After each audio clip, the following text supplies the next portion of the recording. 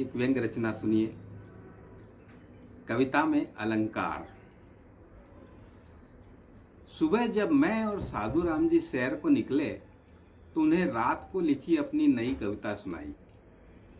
कविता को उन्होंने सराहा भी, मगर थोड़ा निराश होते हुए गोकुल धाम सोसाइटी के एकमेव सेक्रेटरी आत्माराम तुकाराम भिड़े की तरह अतीत गमन करते हुए बोले, हमारे जमाने में कविताएं कभी इतनी रूखी सूखी नहीं हुआ करती थी। उनमें रस होता था। पढ़ते सुनते समय मन आनंद से सराबोर हो जाता था। तुम्हारी कविताएं दुखी कर देती हैं। वो आनंद नहीं रहा। अब की कविताओं में वो आनंद नहीं रहा। मगर अब कविताएं यथार्थवादी होती हैं साधुराम जी। कला की बजाय इनमें कथ्य महत्वपूर्ण होता है। मैंने स्पष्ट करने की कोशिश की। जो भी हो, मैं कविता में रस, छंद, अलंकार की उपस्थिति जरूरी मानता हूं। उनके बगैर कविता में सौंदर्य कहां? वे संतुष्ट नहीं हुए।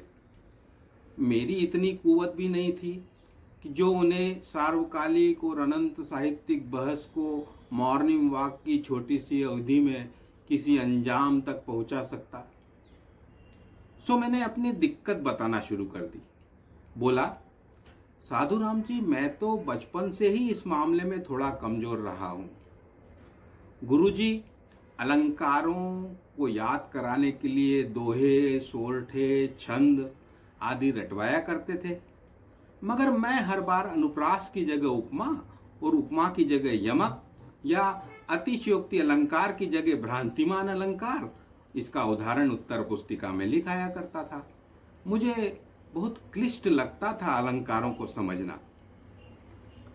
इस पर साधुराम जी ने एक जोरदार ठहाका लगाया और बोले, तुम तो बस निरे पढ़ाकू ही रहे। अरे थोड़ा दुनिया भी देख लिया करो, लोक में जाया करो।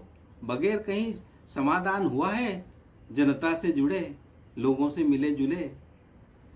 मैं कुछ समझा नहीं साधुराम जी। मैंने कहा तो वे बताने लगे, दिक्कत तो मुझे भी आती थी मित्र, लेकिन एक सिनेमा प्रेमी गुरुजी ने राह दिखाकर सब कुछ आसान कर दिया।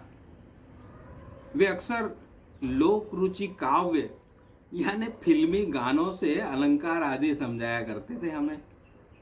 मसलन, मैंने जिज्ञासा व्यक्त की, जैसे अनुप्रास अलंकार समझाने के लिए क्लिष्ट उदाहरण चारुचंद्र की चंचल किरणें की बजाय चंदन सा बदन चंचल चितवन धीरे से तेरा ये मुस्काना गीत का उल्लेख करते, जहां च अक्षर की बार बार आवृत्ति होना ही अनुप्रास अलंकार होता है। उपमा अलंकार में किसी एक वस्तु को किसी दूसरी वस्तु सा बताया जाता है। जैसे, तेरी झील सी गहरी आंखों में मैंने रात कोई सपना देखा, या चांदी सा बदन, चांदी जैसा रंग है तेरा, सोने जैसे बाल, एक तू ही धनवान है गोरी, बाकी सब कंगाल।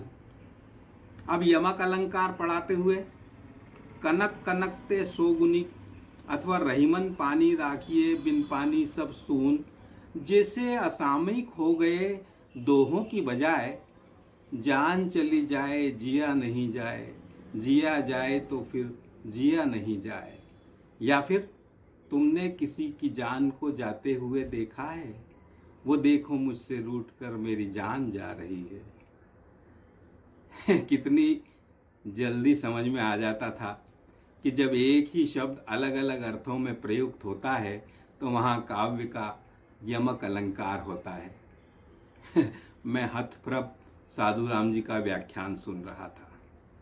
वे कह रहे थे, सारी बीच नारी है कि नारी बीच सारी है, या नाक का मोती अधर की कांति से, बीज दाड़िम का समझकर भ्रांति से। ऐसे उदाहरणों की बजाय तुझे सूरज कहूं या चंदा, तुझे दीप कहूं या तारा का गीत का उदाहरण स्पष्ट कर देता है कि जहां भ्रमपूर्ण स्थिति पैदा हो रही हो वहां भ्रांतिमान अलंकार होता है। अतिशयोक्ति अलंकारों से तो लोक रुचि काव्य भरा पड़ा है।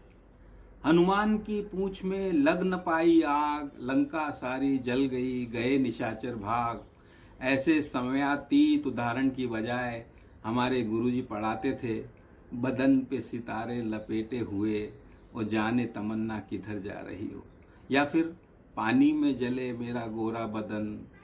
हम तुरंत समझ जाते थे कि जहाँ असंभव बात को या बात को बढ़ा चढ़ा कर कहा जा रहा हो, वहाँ अतिशयोक्ति अलंकार होता है। तभी आज तक अलंकारों के प्रयोग के बारे में आपकी इतनी गहरी समझ है साधु राम जी। मेरा मन उनके और उनके गुरुजी के प्रति आदर भाव से लबालब हुए जा रहा था। तभी आज तक अलंकारों के प्रयोग के बारे में आपकी इतनी गहरी समझ है साधु राम जी। मेरा मन उनके और उनके गुरुजी के प्रति आदर भाव से लबालब हुए जा रहा था। लेकिन अब यह भी संभव नहीं रहा साधु राम जी। फिल्मी गीतों में भी रस, छंद, अलंकार दिखाई नहीं देते हैं, तो हमारे आज के शिक्षकों को अब कहाँ यह सुविधा उपलब्ध रह गई है। मैंने कहा, यह बात तो है मित्र, वहाँ तो अब शब्द भी कहाँ दिखाई देते हैं। उनकी आवाज में अपने जमाने का दुख साफ सुनाई दे रहा था। धन्यवाद।